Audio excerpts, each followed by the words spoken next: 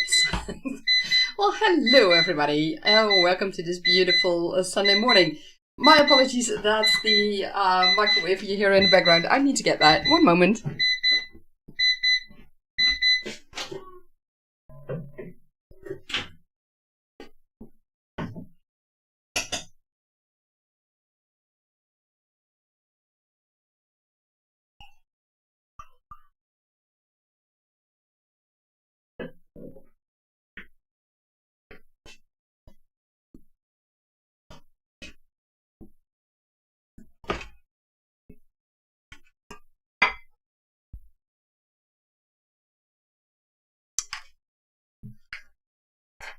And I'm back, and that was for my trusted mug with hot chocolate. So, why I think gaming and writing can go hand in hand. Well, let me see. Let me first check the sound to make sure that we have sound.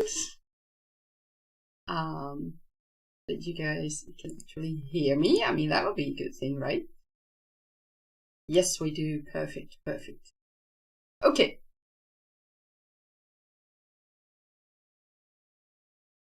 So,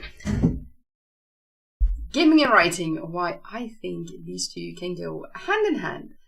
First, let's have a look at the distraction that gaming can be for your writing process. Of course, we all know gaming is fun. At least for those who are into gaming. Let me put it that way. And gaming can be a complete distraction from your writing process, keeping you from the writing process. So that in itself is not a good thing. But with that out of the way, let's look at how it can be a good thing. The way I see it is that gaming can be a distraction when you are stuck in your writing process, or when you need to think of things. And you can go into gaming, I mean, you can be frustrated that sentences just don't work, that your chapter is not working out the way you want it to be, that your characters are really doing completely different things than you had in mind. Yeah, I've had that happening in the past. And at that moment, you can use gaming as a distraction. Just like you can go outside for a walk, which is what I also very often do. Gaming can give you a distraction to get rid of that frustration and to help you get relaxed again. And that's one important thing I see for gaming as a distraction. It can also help you when you just want to think over a few things you've heard in the writing community and the things that have happened. Sorry, I needed to get my footrest. So in that way, gaming can be a distraction to get your mind off things, to make sure that you come in the right mood again to write, in the right, not only the right mood, but also the right setting, if you will. Because it's not always easy to get into writing and to get into your writing process. And at that times, it can really help to just game for, I don't know, just a few sessions if you are on a mobile, for example, or if you are on a completely different thing, you can game for an hour or half an hour, just what you need.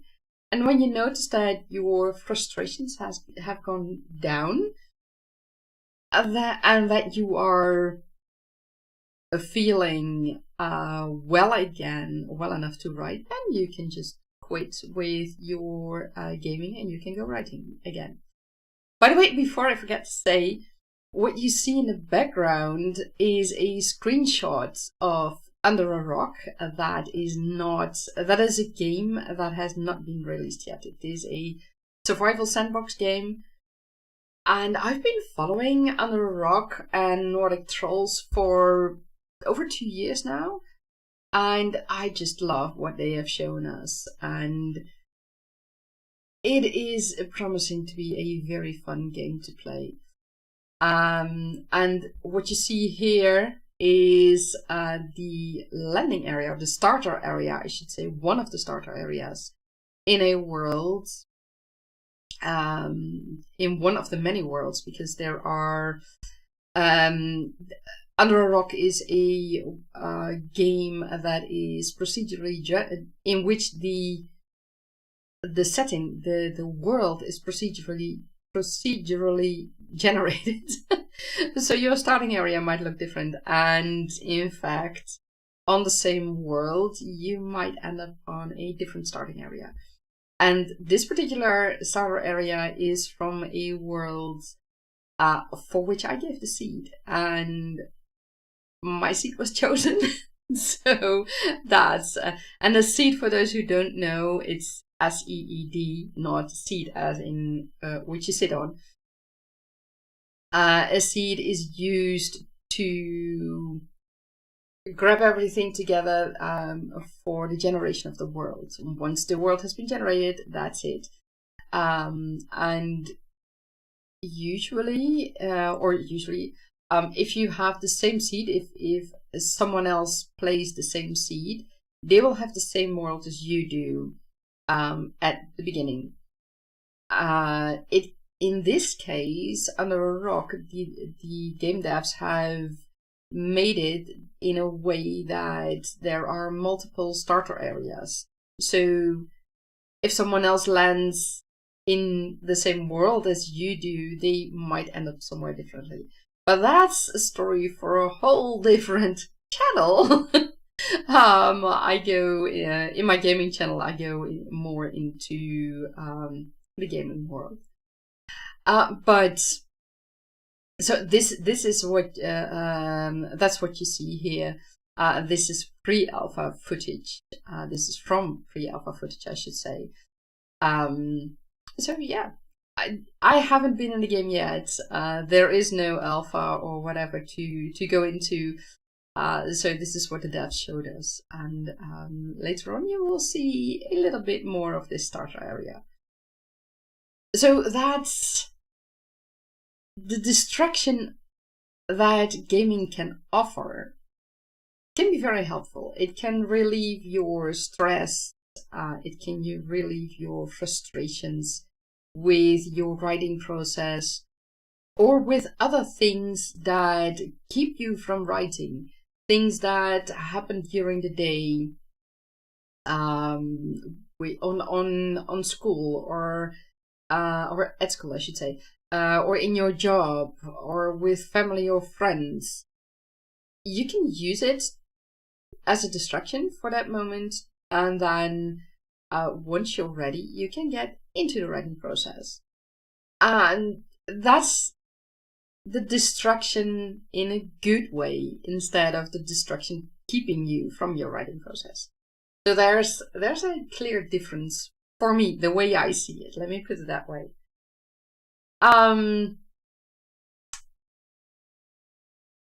Are there any more ways of distraction? If you know another way of distraction that gaming can be in your writing process, let me know down in the comments or in the chats, depending on where you are. And I'm looking forward to hearing more about that. For now, let's get into our first creative session, and let me know how you have been doing these last few weeks. And we'll see how it goes.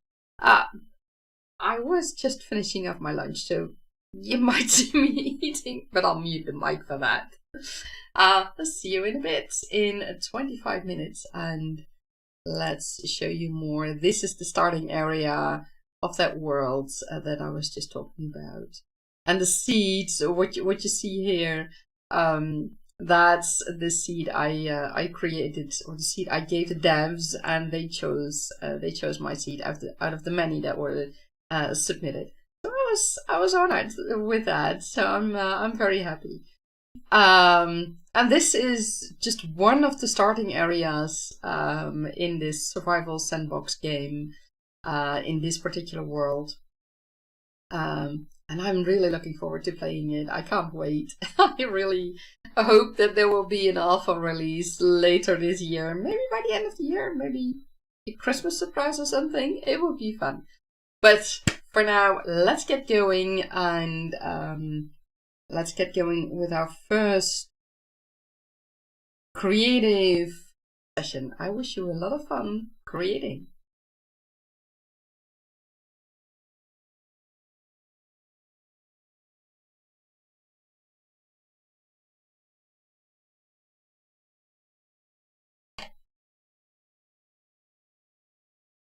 And please let me know if the sound is a bit too harsh, the music of this clip.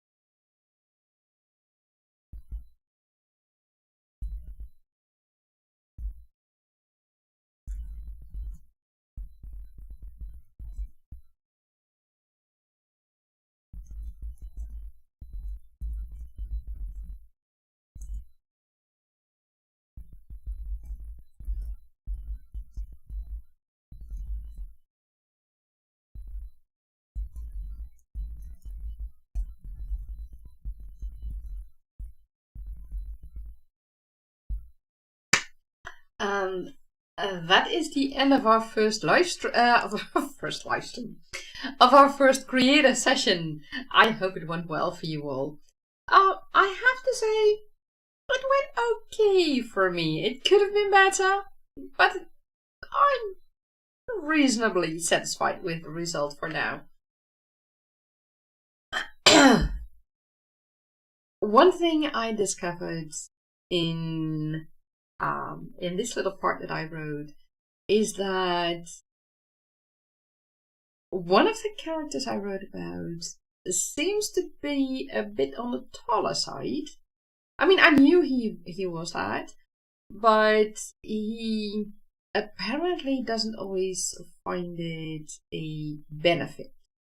In this case, he's happy with it, somewhat at least, because he needs to follow someone. And so, yeah, that's going to be interesting. I'm pretty sure he'll find him. Earlier we talked about the my apologies. Earlier we talked about the distraction that games can be for your writing process. And now I want to talk about how games can be an inspiration in your writing process. Not many people may see it that way, but I have actually experienced it that way. I was playing The Sims 4 several months ago, beginning of this year or something, I don't remember, it doesn't matter. I was playing The Sims 4, and there I got the idea for a character who had a fallout with her family and had to move to a completely different location in The Sims 4, a different town. It's also called Worlds, but it's not really a world, it's a town. And she has to make a living there from scratch. Now, at first you might think, oh well, what's the big deal with that? I mean, there is, after all, the Rags to Riches challenge that is quite famous for The Sims 4. And for other Sims series as well, I think, but I only know The Sims 4. It's not so much that it is a Rags to Riches challenge, but it gave me the inspiration for another series set in the world of Tergene, and of which the main character also plays a role in this main series of the Tergene Chronicles. I'm not quite sure about the title of that series yet. I think it's going to be called The Sweet Invasion, because it has to do with a confectioner. Or someone who wants to become a confectioner, I should say. And that's where it started for me, because originally I had that idea just for The Sims, and I started looking into recipes and such, because the base recipes in The Sims are not that extensive, especially if you are looking for a very specific thing. And that's when I really got into the mods of The Sims. There are so many mods. But I found lots of recipes that I could use. And slowly but gradually, the idea began to form of having that in the world of Tergene. And in the world of Tergene, I've set it with the Tergene setting, of course. I have made a specific background for this particular character and for the other characters who play a role in her past and in her future.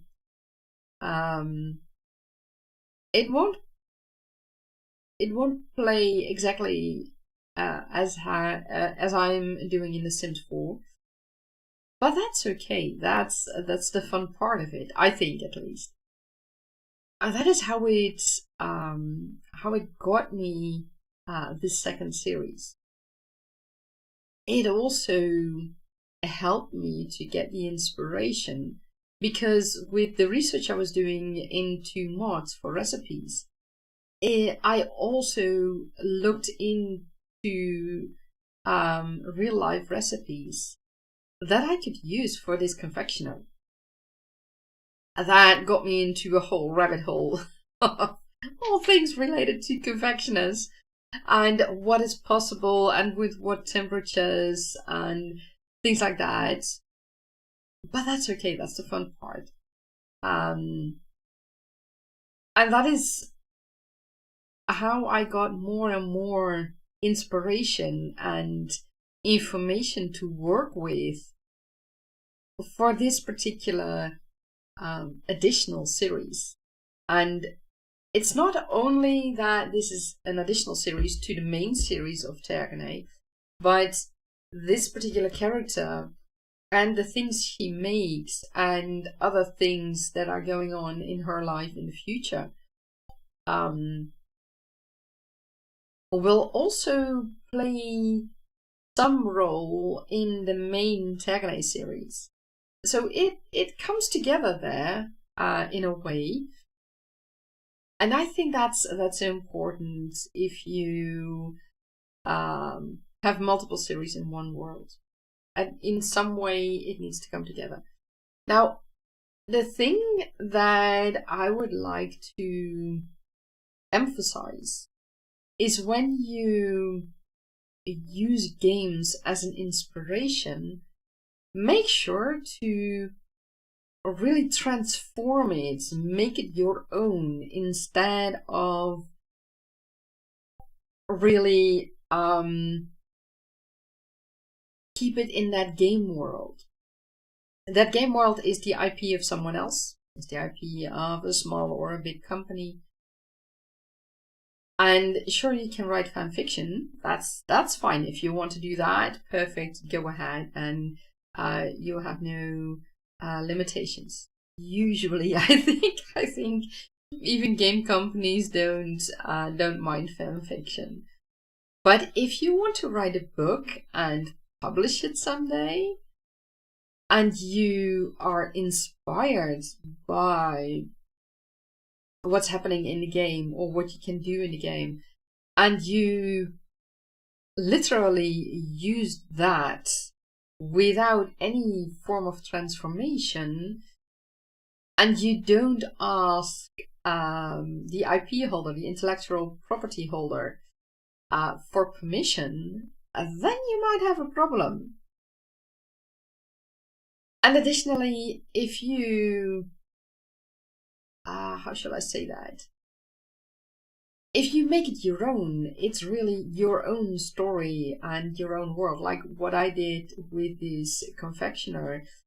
Yes, she already originated in The Sims 4 for me, and now I'm pretty much playtesting her in The Sims 4 to see what can work, what might work, I should say, in the Tergene world, and what certainly wouldn't work, and what is interesting and what is not interesting.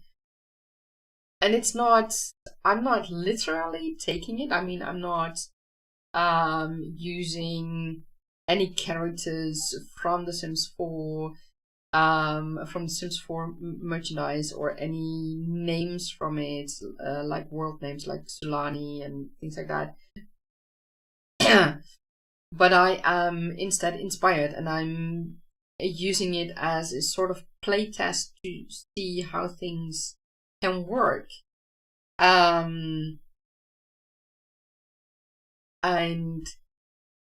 that's how I use The Sims 4 for this specific inspiration.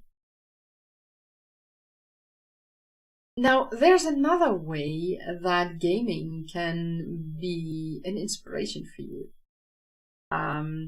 You can have a character who is a gamer, And at that moment, you can get the inspiration to write about the life.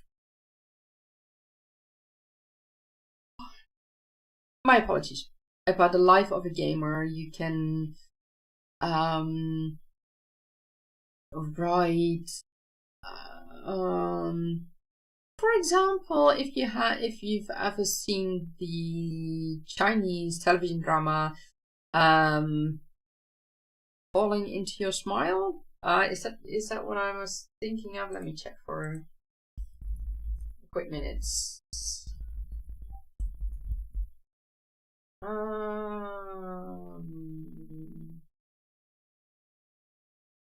Yeah, Falling Into Your Smile. It's a Chinese television drama, and in that drama you see gamers, but you also see part of the game, fictional of course, but part of the game playing out. And you could use that in your book as an inspiration. Like, you have your gaming characters and you incorporate information from a game. Tom Clancy, for example, has done that in the Net Force Explorers series, where you really see the characters playing in their game and having certain connections through that game, and you see them outside of the game and having certain connections there as well. He does it really, really well, and those are books that are a couple of decades old, I think. It's one of the inspirations for me as well. I really like the Net Force Explorers series. I don't have it in its entirety, unfortunately, but I have lots of the series, lots of books of the series. So that's a way that it can play out as well, and that it can be the inspiration for you. Another way that it can be an inspiration for you is that the gaming community can be an inspiration, or what happens in the gaming community. For example, I always watch the live streams from Mackie Phoenix. I really love her live streams. She's a variety streamer, and I met her through Elder Scrolls Online, which I started playing some years ago. And I watched her live stream, and I really loved it. And I loved what she was doing, and I loved the community. And I watched ever since. And Mackie and the community, we have certain things like the beavers. The beavers are a thing in the community. There are several more things, but the beavers stood out to me. And it was an inspiration for me for a creature in Tagnate, for a new creature in Tagnate.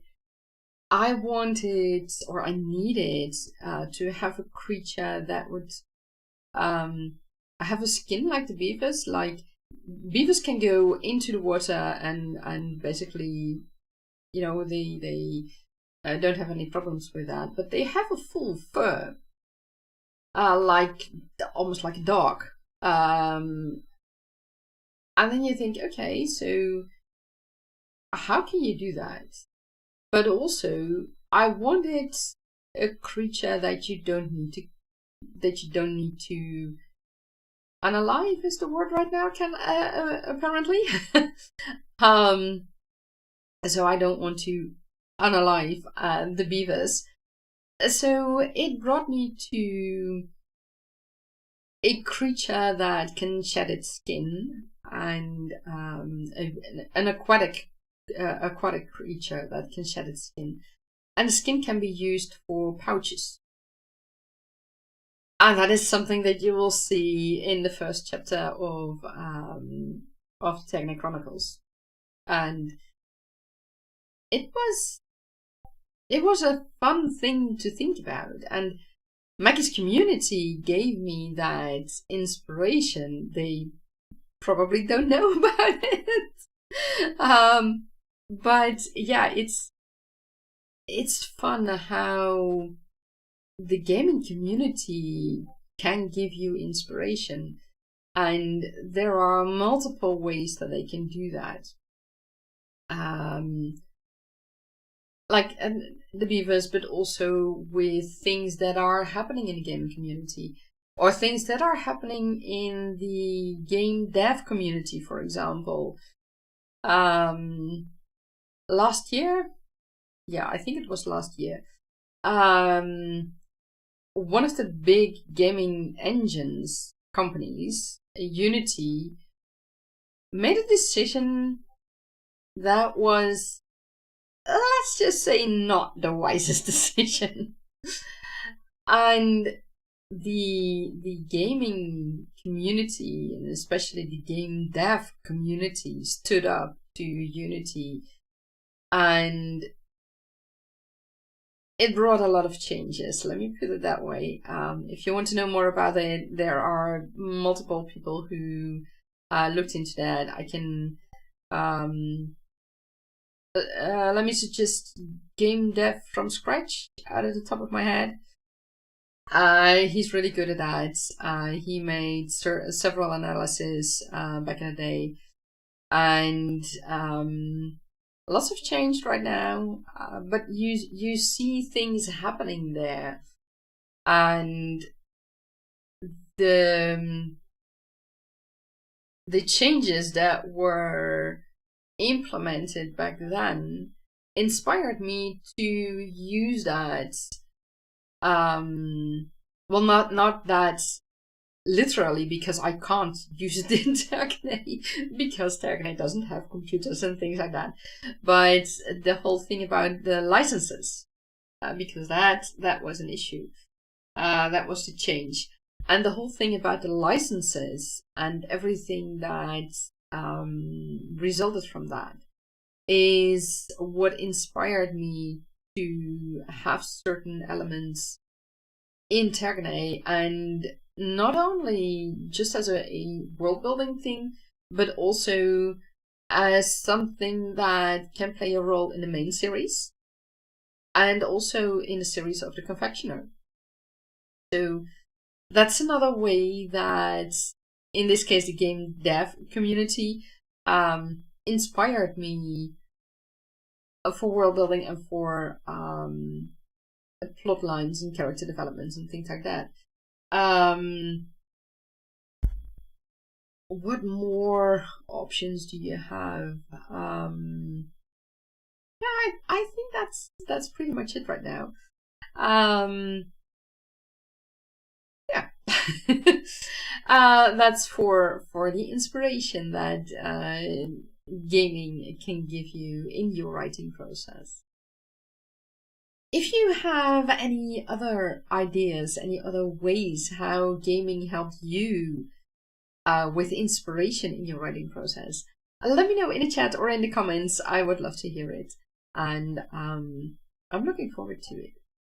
So let's get into our next creative session. Again, 25 minutes, and I wish you all a lot of fun with it. Yeah, this right one. Let's go back to the writing sessions. Oh.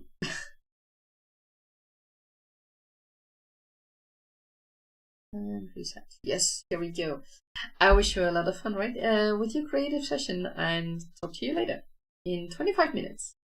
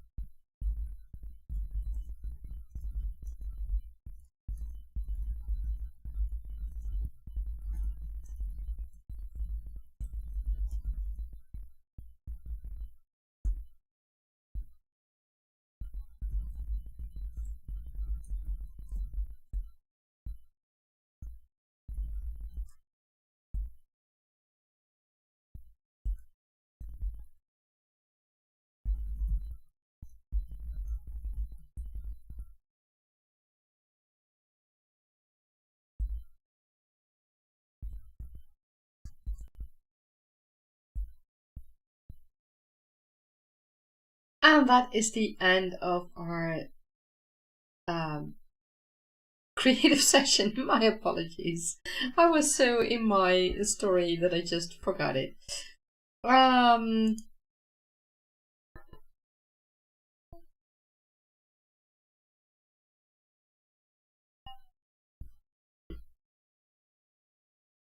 What happened? Oh. My apologies. Apparently I had my live stream running somewhere else as well. I forgot about that.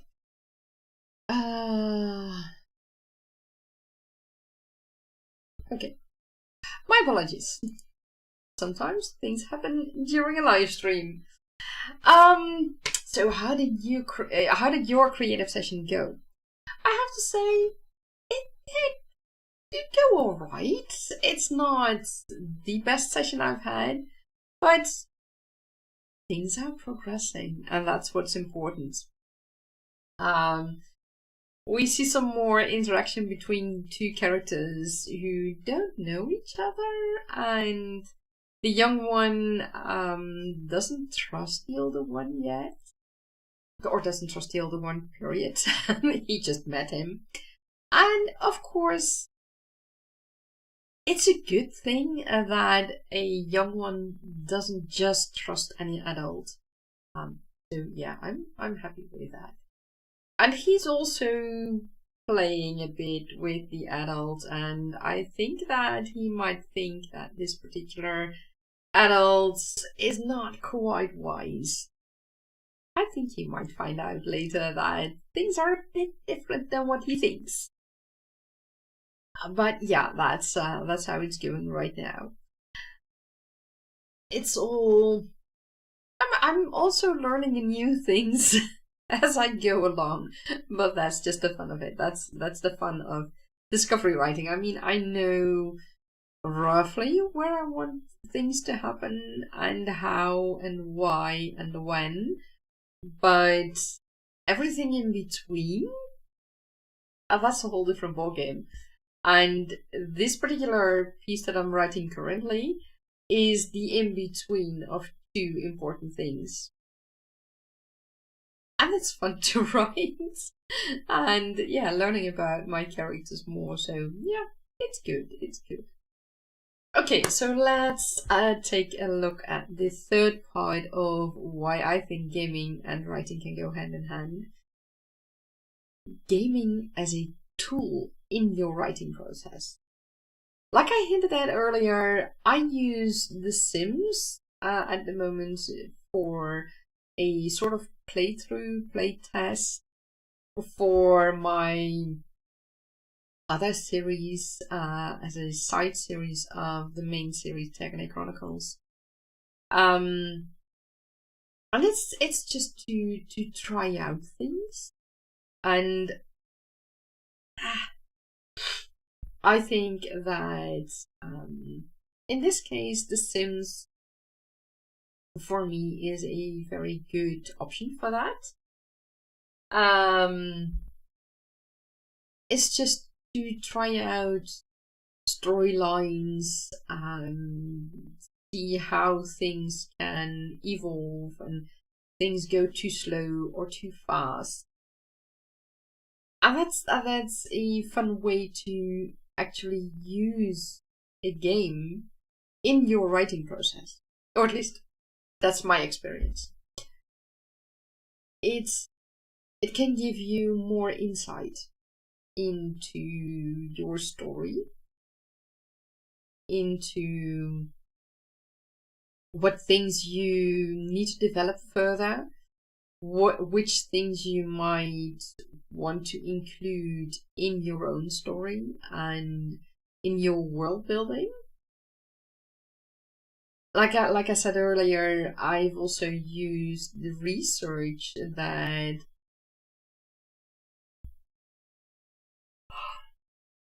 my apologies. I've also used the research that I've done for that particular gameplay, that particular playthrough, as world building information for my book, for my other series, and partly this series as well, this main series. Another way to use a game, and then I'm right now particularly talking about sandbox survival games, where you can also build bases and much more. But also, for example, a game like Tiny Glade, where building is basically the only thing you do in game. Well, it is the only thing you do in game.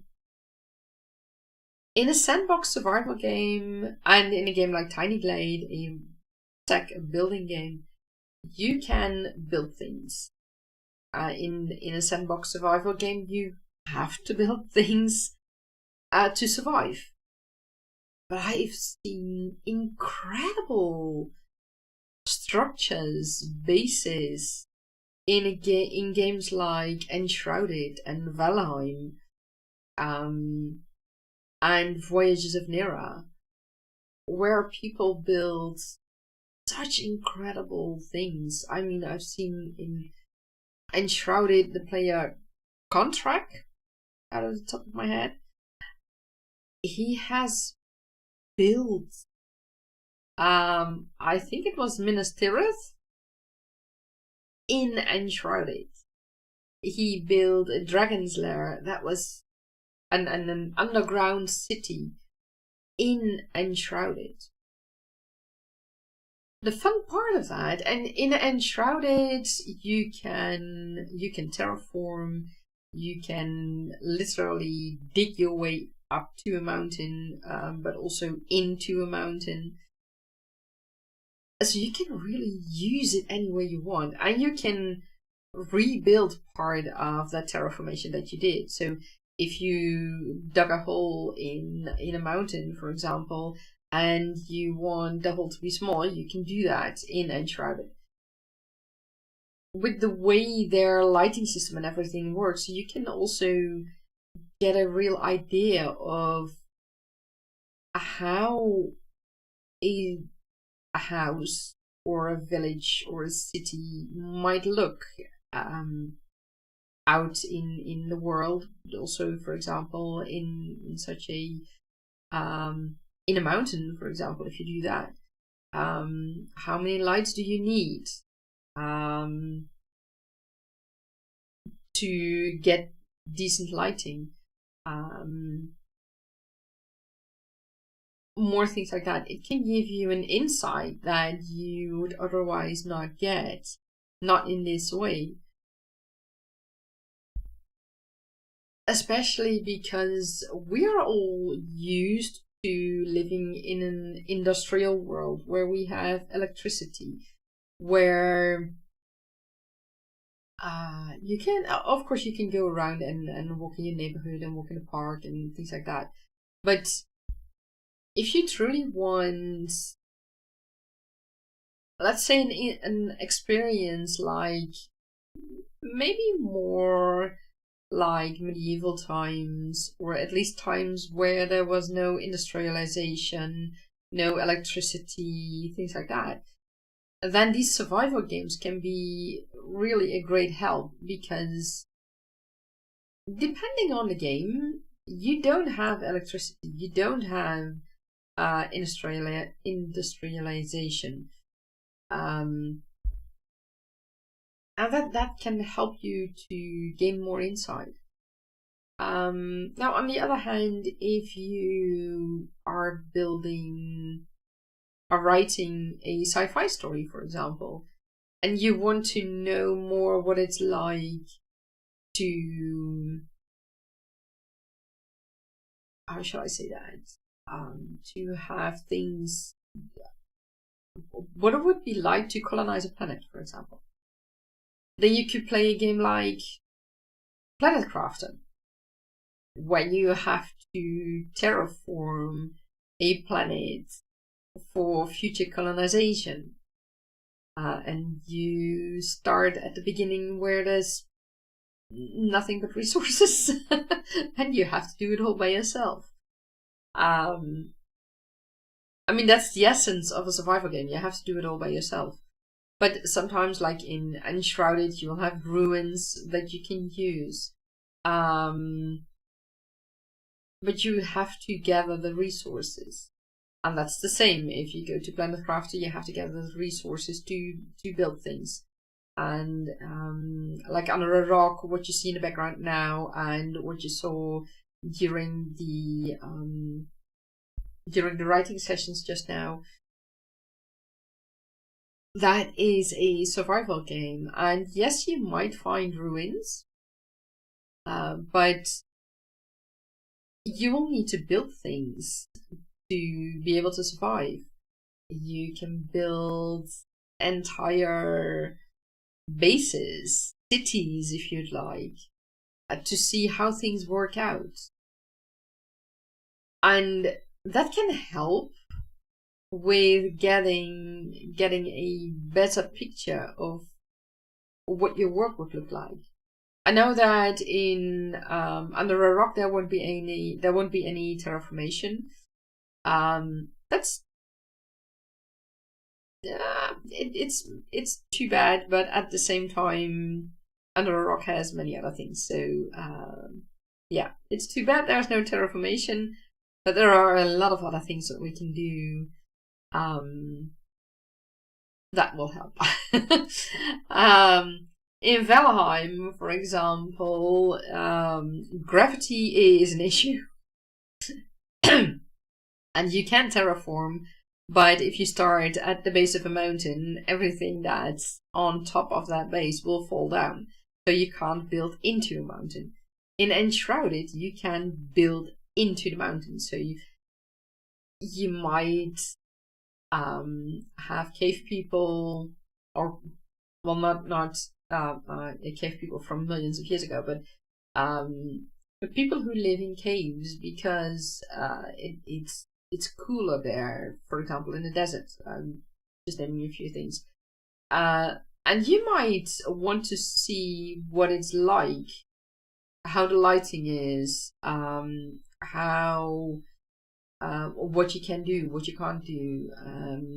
Well, I mean, a game like Uncharted won't give you everything for that, but at least you can get an idea of sizes, of what you can see, of how the lighting can be, and what that means for your characters. Can they see certain things that are in a certain corner, for example? In Enshrouded, I'm also going to work on a tree village. Yeah, I think it's a village. Maybe more even. I'll see about that. But in Enshrouded, you can build in a tree.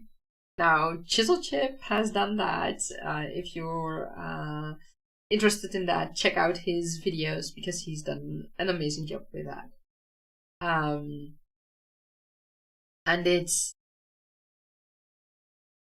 it gives you such a different perspective to be able to do that. And if you have a story where people live in the trees, but you don't know really how that would be and how things would look, then a game like Uncharted, where you can build in trees, and these trees are really, really big. I mean, imagine, what's that? I think the redwood trees, and then some. And you can build in those trees, but you can build not only in the base of the trees, but really where you want to go. And that's the fun part of it. And that way you can also see how things look when you look down to the ground. And what you can and can't see when you look through the canopy of a tree, through the canopy top of a tree. That's important to know. And games like Uncharted can actually help you with that. Games like Under a Rock as well in the future. We've seen examples where they have built tree houses and what that looks like and how it looks, looking up or looking down from the tree house. So it's an option. At that moment, the game becomes a tool instead of only just game, and I feel that's a fun way to do it. It gives you a perspective and gives you insight that you might not have gotten otherwise, because there's a difference between seeing it, for example, on television, in a documentary, or seeing it in a game, and actually also building things. And in the game, you can really go into the details, which is something that most documentaries will not give. I mean, I for one have looked at documentaries of the Hang Son Dune caves, documentaries and photos and such, and I love it. But I'm still wondering how things would truly look, how you would experience that in your life, in how you live there, but also what does it look like truly if you stand on the floor of such a cave and you look up through the opening, and the opening is 100, 200 meters high. I mean, I've seen photos, and you look like people look like ants at that moment. But what is it like if you look at it? If you see that, what is it like to how shall I say that? To look up to the ceiling. What can you see? What can't you see? Which details will stand out? A few days ago, I was walking outside, and I walked past a meadow, and there were geese. But at first, I was far away, and I thought, okay, the crows are there. And at some point, I was thinking, those are really big crows. I don't think those are crows. They turned out to be the geese. I mean, geese are somewhat small, somewhat bigger than crows.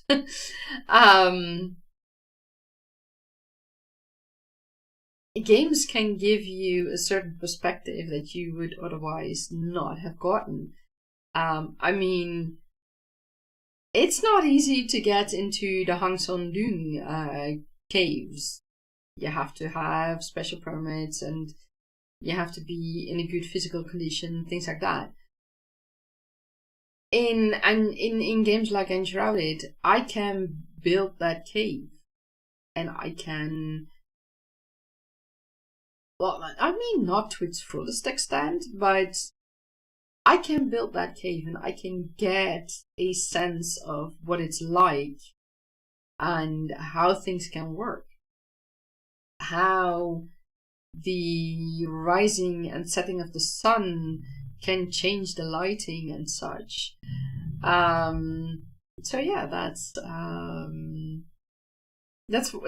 another benefit of gaming as a tool in your writing process.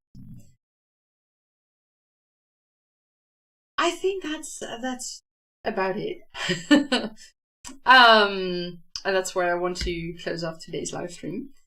I wish you all a lot of fun with using games as a tool in your writing process, and let me know how that works out for you. How does it work out to have a game as a distraction for your frustrations? How does it work as inspiration for you? And how does it work as a tool like I just described? see what works for you, what doesn't work for you, and why, and see if maybe there are other games that can help you with these things. I mean, it's one thing doesn't need to exclude the other thing. And I think that's a mistake that often gets made, where people think that if you are writing, you shouldn't be gaming. Like I said, I think that it can go hand in hand, and gaming can really help you in your writing process in several ways. So I wish you a lot of fun with that. And in one last news bit, in 2 weeks, I will do my birthday live stream, because then it is actually my birthday. And I will do a small giveaway. So if you want to get a fun thing, be sure to watch my live stream in 2 weeks.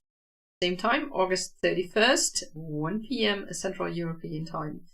And more info will follow soon. I'll see you all later. Have fun. Bye bye.